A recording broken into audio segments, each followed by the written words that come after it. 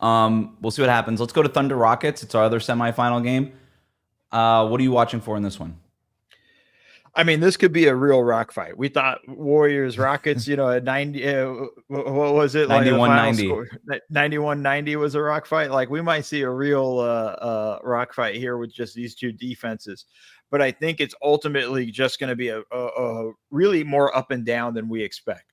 I think both teams are going to want to get out in transition. Both teams do force turnovers, try to score off of that. Look, the Thunder are lead the league in points off of turnovers. They attack constantly. We saw what their defense did to the Mavs. Like they just blitzed relentlessly on Luka, kind of took him out of the game, and they were able to capitalize off of that with all the turnovers.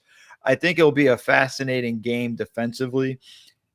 I get this is where I get worried about the Thunder. Or excuse me, this is where I get worried about the Rockets is the offense. If they can keep up offensively in the half court, the one thing that's to their benefit, they're the top rebounding team in the league, and the Thunder are still not a really good rebounding team, even with the addition of Isaiah Hartenstein, who I love, and I love that signing for them.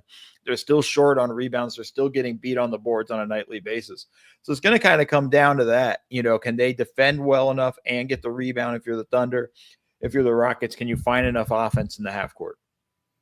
Yeah, the thing that stands out to me, I'm watching in this game, only the Mavericks throw fewer passes per game than the Rockets. And a big part of what the Thunder's defense thrives on is, like you said, like those deflections of steals and things like that. When Houston beat Oklahoma City the other night, like a week ago, Oklahoma City only got 5 steals in that game. They averaged more than 12, right? And so, you're kind of taking a big part of the fuel out of the Oklahoma City jetpack when you're just basically not putting the ball in the air as much for them to go kind of steal it and get those pick sixes.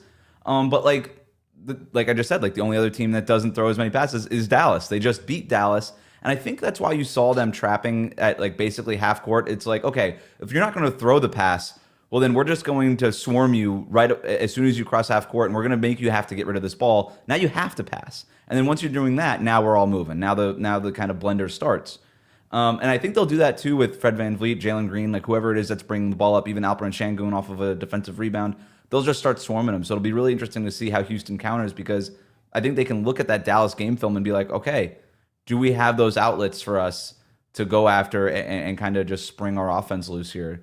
I think this game is going to be fascinating, and you got two really good coaches kind of going at it too. Because I know the Thunder are going to know what the Rockets are doing because they just lost to the Rockets, and they're going to have their counters too. So it'll be interesting.